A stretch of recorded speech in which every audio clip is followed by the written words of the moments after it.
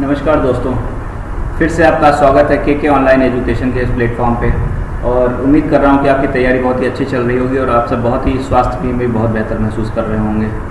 तो आइए हम शुरू करते हैं अपना आज का टॉपिक, जो कि है राज्य व्यवस्था से हम प्रस्तावना जो कर रहे थे उसी का टॉपिक है। और उसका जो प्रमुख टॉपिक आज जो हम ले रहे हैं वो है समाजवाद, सोशलिस्ट। हम इसमें देखेंगे कि हमारा जो समाजवाद है वो किस तरीके का है, समाजवाद का अर्थ क्या है हमारे परिप्रेक्ष्य में, भारतीय परिप्रेक्ष्य में समाजवाद का क्या अर्थ है, और यह किस तरीके से जो दूसरे देश जैसे यूएसएसआर हो गया वहाँ के समाजवाद से किस तरीके से भिन्न है।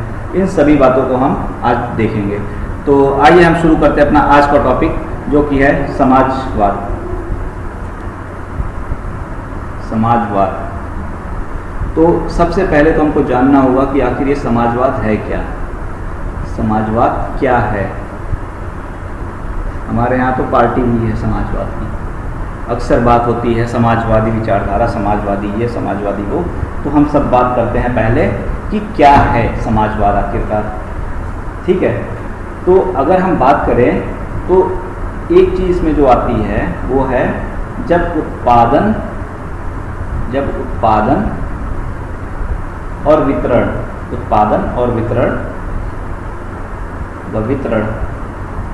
उत्पादन व वितरण के कारकों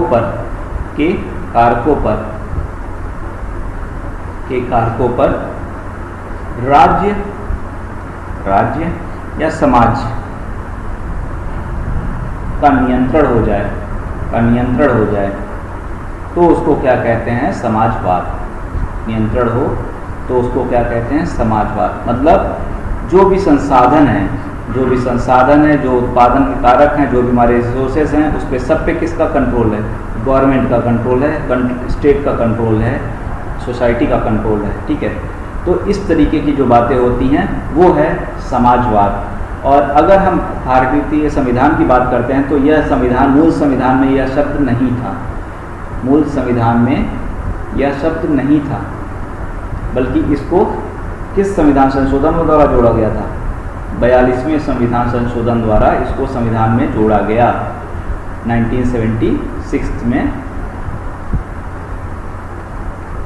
कॉन्स्टिट्यूशनल अमेंडमेंट के द्वारा इसको जोड़ा गया था। ठीक है, और अगर हम बात करें तो क्या मूल संविधान में इसको अगर 42वें संविधान में जोड़ा गया तो क्या उससे पहले यह हमारे संविधान में नहीं था? क्या इसके तत्व हमारे संविधान में विद्यमान नहीं थे?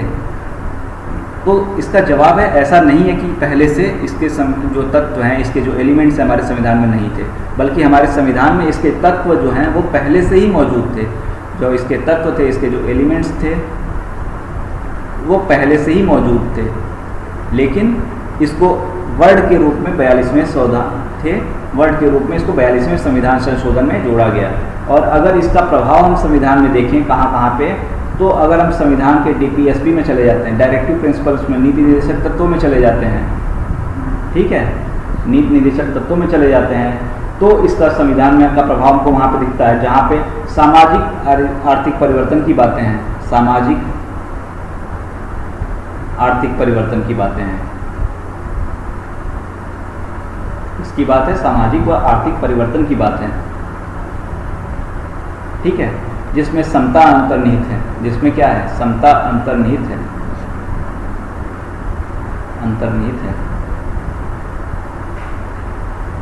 ठीक है, समाज के परिप्रेक्ष्य में है ये। और वहीं पे अगर हम समवर्ती सूची में जाते हैं, जब हम समवर्ती सूची में जाते हैं तो चाहे संघ हो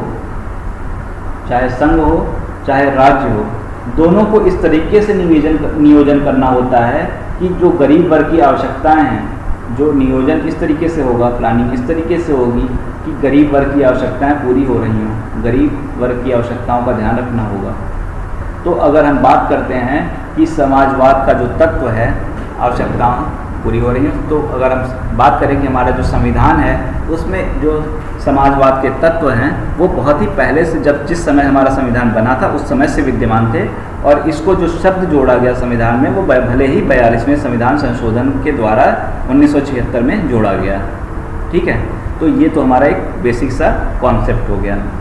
तो अब हम एक और हम बात करते हैं, जैसे एक समाजवाद है यूएसएसआर का, एक समाजवाद है किसका? यूएसएसआर का, और एक समाजवाद है हमारा, एक समाजवाद है हमारा भारत का। क्या ये दोनों सेम हैं? और अगर ये अंतर है इनमें तो किस तरह से अंतर है उसको हम देखते हैं। तो सबसे पहला जवाब तो क्या ये दोनों सेम है? तो जवाब है नहीं। हमारे समाजवाद में और यूएसएसआर जो अब तो खैर विघटित हो गया, अब तो खैर अगर हम कॉन्सेप्ट समाजवाद का कहें तो शायद कहीं नहीं देखने को मिलता है, भले ही कोई कितना भी देश का है, लेकिन समाजवाद का कॉन्सेप्ट आज के देश में, आज के समय में नहीं मिलता है। और कई ऐसे देश हैं जो समाजवाद के कॉन्सेप्ट के कारण ही धीरे धीरे करके समाप्त होते चले गए, क्योंकि इसके समाजवाद के कॉन्सेप्ट सुनने में तो बड़ा अच्छा लगता है, सुनने में तो बड़ा अच्छा लगता है, शुरू में अच्छा महसूस भी होता है, लेकिन धीरे धीरे जब आगे जाते हैं तो वही एक बोझिल सा लगने लगता है। जैसे अगर आप इसके एग्जाम्पल में जाते हैं समाजवाद के, तो जब हमारे मोदी साहब ने, प्राइम मिनिस्टर ने जब किया था क्या, नोटबंदी, तो उस समय क्या था, तो जो गरीब वर्ग थे, तो जो गरीब वर्ग थे, ऑटो रिक्शा वगैरह चलाने वाले थे, उनसे जब बात करें आप तो ये कहते थे बहुत अच्छा हुआ भैया, हमारे साथ ही साथ सब लोग एटीएम में खड़े हैं, सबको एक लाइन में ले आ रही है, सब बराबर हैं। शुरू में बड़ा अच्छा लगा, लेकिन धीरे धीरे क्या, जब परेशानियां बढ़ने लगी, जो पूंजीपति वर्ग था उन्होंने तो कहीं ना कहीं से जुगाड़ कर लिया अपना, लेकिन जो मिडिल क्लास था, जो लोअर क्लास था, उनके पास कहीं ना कहीं से समस्याएं होने लगी। तो शुरू में तो भले ही क्या था कि बड़ा बढ़िया लगा कि हाँ सब समान है, ये कोई मतलब इस तरीके की चीज़ें नहीं है कि मैं किसी की बुराई कर रहा हूँ, बट एक बेसिक सा कॉन्सेप्ट है, ये बेसिक सा कॉन्सेप्ट है कि किस तरीके से जो समाजवाद होता है, इसमें शुरू में तो बहुत ही बेहतर लगता है, बट समय के साथ जो होता है इसमें कहीं ना कहीं खामियां भी आने लगती हैं। तो इसी कारण से अगर हम बात करें यूएसएसआर के समाजवाद में और भारत के समाजवाद में एक डिफरेंस देखने को मिलता है, जो यूएसएसआर का समाजवाद है वहाँ पे जो जितनी भी संपत्ति है, जो भी संपत्ति है वो राज्य की होगी, ठीक है। वहाँ पे अति राज्यवाद है। क्या है? अति राज्यवाद। जो है वो सब राज्य का है, और अर्थव्यवस्था पर पूरी तरह से राज्य का प्रभाव पूरी तरह से अर्थव्यवस्था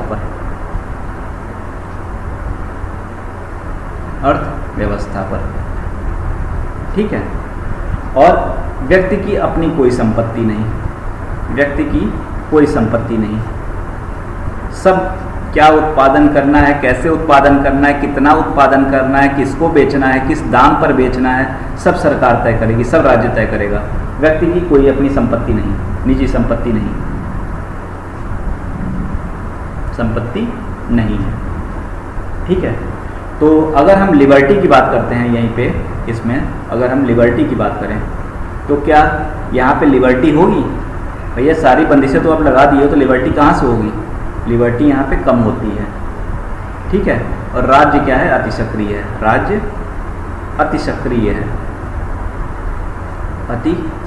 है।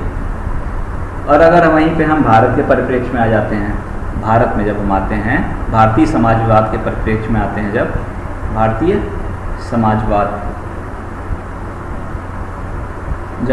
समाजवाद के परिप्रेक्ष्य में आते हैं, तो भारत में जो समाजवाद है वो सिर्फ समाजवाद नहीं है। समाजवाद एक अकेला शब्द भारत में नहीं है, अगर हम सीधी सी बात करें, अकेला नहीं है, बल्कि भारत में क्या है? भारत में लोकतांत्रिक समाजवाद है, अकेला नहीं है। भारत में लोकतांत्रिक समाजवाद है। क्या है? लोकतांत्रिक समाजवाद है।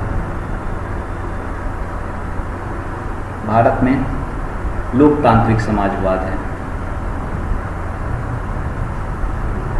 जो इसमें जो लोकतांत्रिक है, लोकतंत्र है, वो व्यक्तिवाद को दर्शाता है, इंडिविजुअल को दर्शाता है, व्यक्तिवाद को दर्शाता है,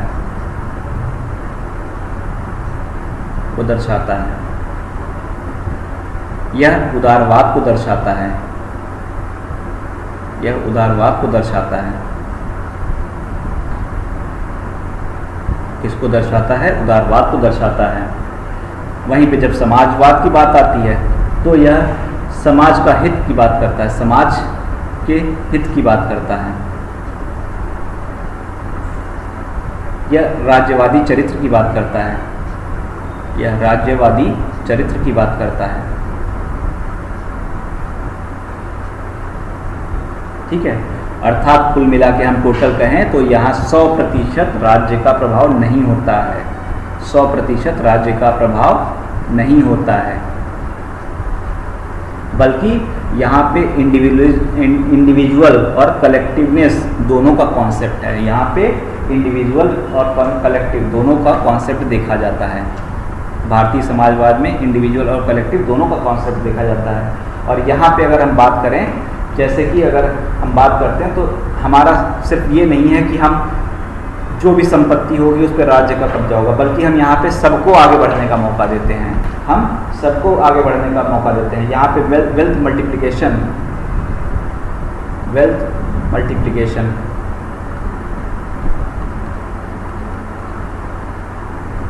एंड सब्सिक्वेंट डिस्ट्रीब्यूशन के कॉन्सेप्ट पे हम चलते हैं।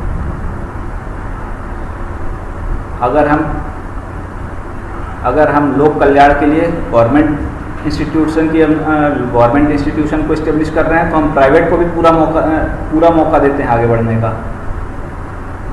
हम प्राइवेट को भी पूरा मौका दे रहे होते हैं आगे बढ़ने का।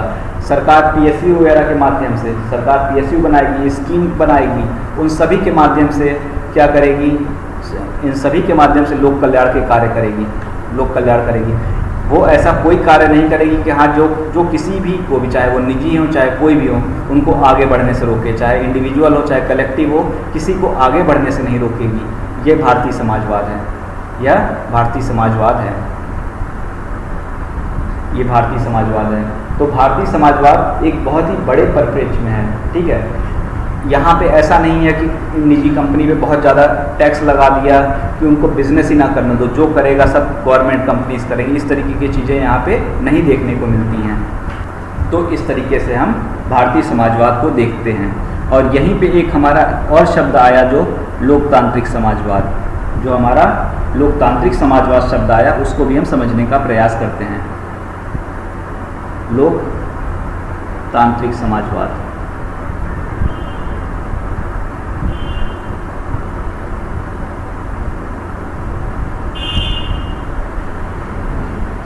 लोकतांत्रिक समाजवाद।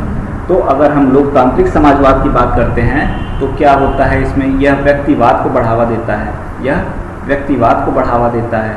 साथ ही साथ यह सह समूहवाद को भी बढ़ावा देता है, सह समूहवाद को भी बढ़ावा देता है, को बढ़ावा देता है। और समाजवाद को तो खैर ये बढ़ावा देता ही देता है, समाजवाद को बढ़ावा देता है, को बढ़ावा देता है। राज्य व्यक्ति को आगे बढ़ने का अवसर देता है, राज्य व्यक्ति को आगे बढ़ने का अवसर देता है, राज्य व्यक्ति को आगे बढ़ने का अवसर देता है।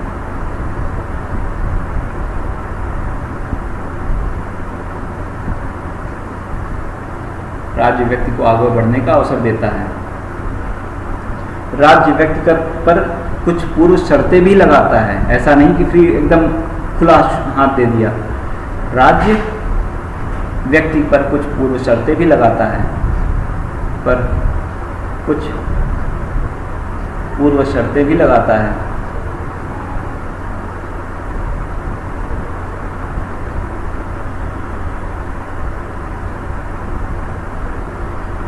जैसे कि सामाजिक हितों के लिए भी कार्य करना होगा, जैसे सामाजिक हितों के लिए भी कार्य करना होगा।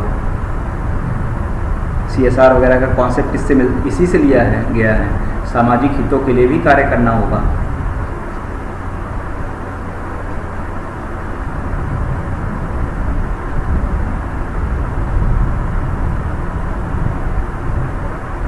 कार्य करना होगा।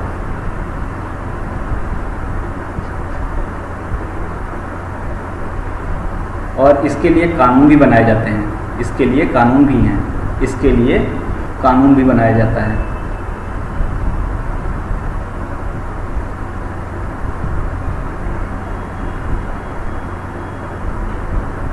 ठीक है, तो ये सारे कॉन्सेप्ट इसमें आते हैं। साथ में और भी कुछ कॉन्सेप्ट हैं, उसको भी हम देखते हैं नेक्स्ट स्लाइड में।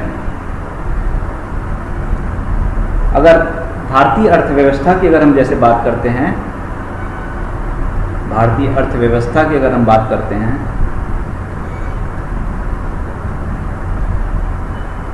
अगर भारतीय अर्थव्यवस्था की बात करते हैं तो भारतीय अर्थव्यवस्था जो है एक मिश्रित अर्थव्यवस्था है, मिश्रित अर्थव्यवस्था है, जिसमें कि पूंजीवादी विचारधारा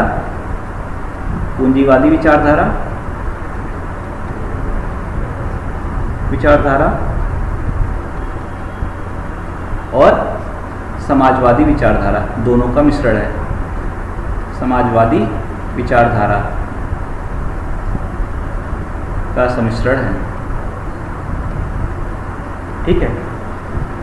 परंतु अगर हम बात करें आज के परिप्रेक्ष्य में, अगर हम बात करें, पहले तो हम ये देखते हैं कि ऐसा क्यों मिश्रित अर्थव्यवस्था अपनाया भारत ने। तो अगर हम जाते हैं प्राचीन, जिस समय भारत आज़ाद हुआ था उस समय हम जाते हैं, तो उस समय क्या था कि भारत की स्थिति बहुत ही कमज़ोर थी। भारतीय स्थिति जो थी वो उतनी मजबूत नहीं थी। आप सब कुछ अपने हाथ में भी नहीं ले सकते थे, उतने संसाधन नहीं थे, अपने हाथ में भी नहीं ले सकते थे, और ना सब कुछ दे सकते थे, ना ले सकते थे, क्योंकि अंग्रेज व्यापार के बहाने ही आए थे। और हमने देखा था हमारा इतने 200-300 सालों तक किस तरीके से शोषण हुआ, ठीक है। और अगर हम बात करें कि हमारे पास के जो संसाधन उपलब्ध थे उसमें ना हमारे पास उतनी तकनीक थी, हम सब कुछ अपने हाथों में भी नहीं रख सकते थे, ना हम सब कुछ दे सकते थे। हम प्रधानमंत्री थे वो यूएसएसआर की समाजवादी विचारधारा से बहुत ज़्यादा प्रभावित भी थे। और जब ग्रेट रिसेशन आया था 1929-30 में, तो इस समय पूंजीवादी विचारधारा को बहुत ही इस तरह से गिरते हुए भी देखा गया था कि किस तरीके से अमेरिका का पूंजीपति वर्ग गिर गया था, और जबकि उस समय यूएसएसआर बहुत ही अच्छा कर रहा था। तो उस समय के परिप्रेक्ष्य में अगर देखें तो उस समय समाजवादी विचारधारा बहुत ही ऊपर जा रही थी, लेकिन भारत की स्थिति ऐसी थी कि न पूरी तरह से अपने ऊपर ले सकता था, ना पूरी तरह से दे सकता था। और कई लोगों का ऐसा भी विचार था कि हमें पूंजीवादी विचारधारा की तरफ जाना चाहिए। तो इन सब का कलेक्टिव लिया कि हमने एक तरफ उद्योगों को भी बढ़ावा देना शुरू किया और एक तरफ हमने समाजवादी विचारधारा को भी अपनाया। तो हमने कुल मिलाकर एक तरह से मिश्रित अर्थव्यवस्था को अपनाया। लेकिन अगर हम आज के परिप्रेक्ष्य की बात करते हैं, में बात करते हैं, तो कहीं ना कहीं ये मिश्रित अर्थव्यवस्था की अवधारणा टूट रही है। कहीं ना कहीं इस मिश्रित अर्थव्यवस्था की अवधारणा टूट रही है और समाजवाद जो है वो कमज़ोर हो रहा है। समाजवाद कमज़ोर हो रहा है।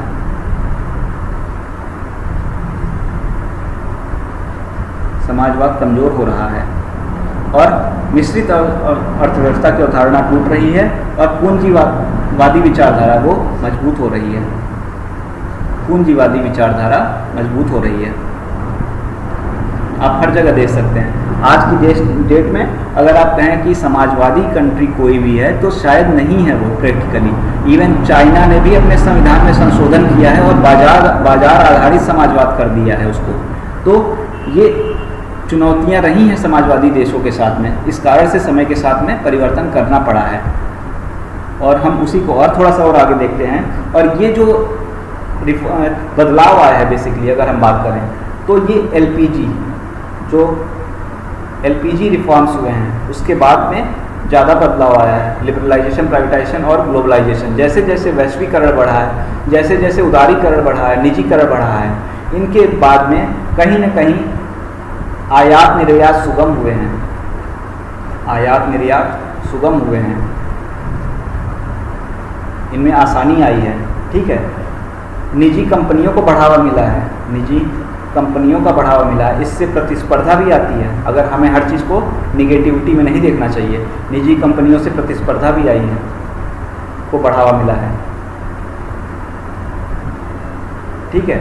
और इन्हीं सब का एक तरह से परिणाम रहा है कि एक तरह से जो मिश्रित अर्थव्यवस्था है वो दबती जा रही है और पूंजीवादी विचारधारा ही आगे बढ़ती जा रही है। और इसका एक कारण जो 90 के दशक में जब यूएसएसआर का विघटन हुआ, उसने भी इस समाजवादी विचारधारा को छोड़ दिया।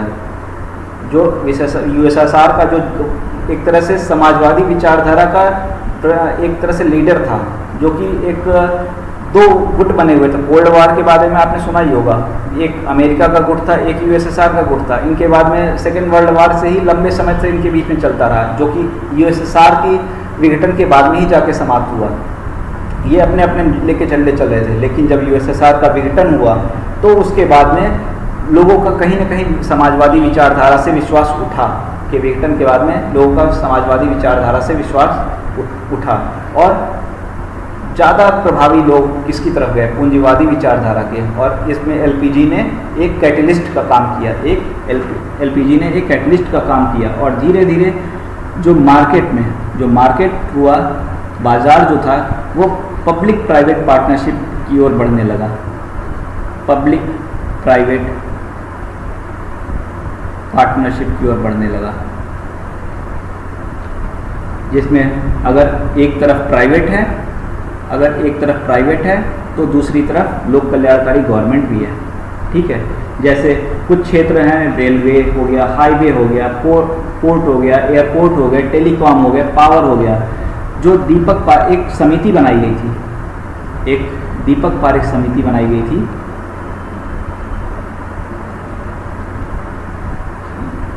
कांग्रेस के शासनकाल में ही बनाई गई थी ये 2006 में। तो इसने क्या किया, इसने कहा कि सरकार को 6 सेक्टरों पर फोकस करना चाहिए, 6 सेक्टर्स पर फोकस करना चाहिए देश को विकसित करने के लिए, जो होने चाहिए क्या, रेलवे, हाईवे, पोर्ट, एयरपोर्ट,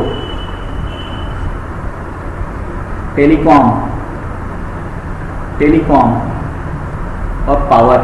इन 6 सेक्टरों पर सरकार को फोकस करना चाहिए। और साथ में एक और समिति बनी थी, राकेश मोहन समिति।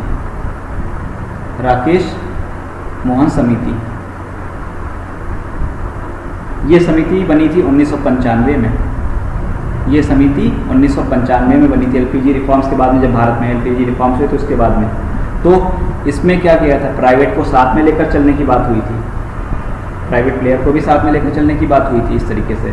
और इन सब के कोर में जो है कि मार्केट जो हो वो PPP आधारित हो, मार्केट क्या हो, PPP आधारित ही होना चाहिए। ठीक है, और इसके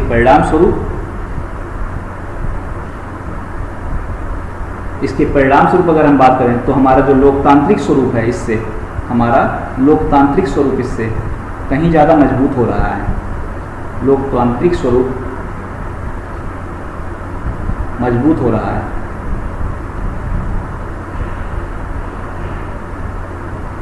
और अगर हम समाजवादी विचारधारा की बात करें तो वो कमज़ोर हो रहा है। और बाजार का प्रभाव बढ़ रहा है। तो ये हमारा कॉन्सेप्ट जो हुए, ये सारी चीज़ें हमारी समाजवाद के ऊपर में हुई और काफ़ी डिटेल में चीज़ें हुई। जिस तरह से भी क्वेश्चन आता है, चाहे सब्जेक्टिव हो चाहे ऑब्जेक्टिव हो, उसको हम बहुत ही आसानी से इस तरह से सॉल्व कर सकते हैं। उम्मीद है आपको ये बात भी पसंद आया होगा और इसी तरह से हम करते रहेंगे। नेक्स्ट पार्ट में हम बात करेंगे स्वतंत्रता, लिबर्टी के बारे में। हम बात करेंगे विचार, अभिव्यक्ति, विश्वास, धर्म और उपासना की स्वतंत्रता के बारे में। बहुत कुछ हम सुनते हैं इसके बारे में, बहुत कुछ देखते हैं। हम नेक्स्ट टाइम पे देखेंगे कि किस तरीके से ये चीज़ें हैं और क्या है। और बस न्यूज़ चैनल से प्रभावित ना हो, अपना खुद का एक थिंकिंग डेवलप करें, मीडिया से दूर रहें। सोशल मीडिया पे बहुत सारी चीज़ें आती हैं, व्हाट्सएप पे, फेसबुक पे, और संविधान में जो चीज़ें हैं वो अलग हैं। फेसबुक मैसेज, व्हाट्सएप मैसेज देश नहीं चलाते हैं, देश चलता है संविधान से। और हमें उस संविधान के गुण को भी समझना होगा, इसके रहस्यों को समझना होगा और देश उसी से आगे बढ़ेगा। तो उम्मीद कर रहा हूँ कि आपको ये पार्ट समझ में आया होगा, अच्छे से समझ में आया होगा। ऐसे तैयारी करते रहिए। Thank you.